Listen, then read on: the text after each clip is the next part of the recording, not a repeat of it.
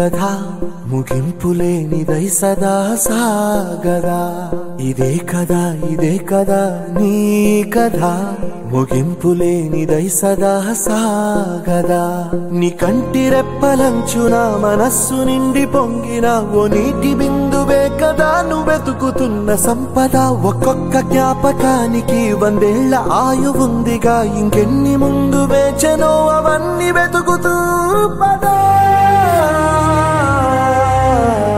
మనుష్యులందు నీ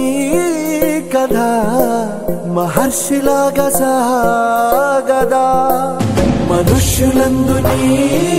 కథ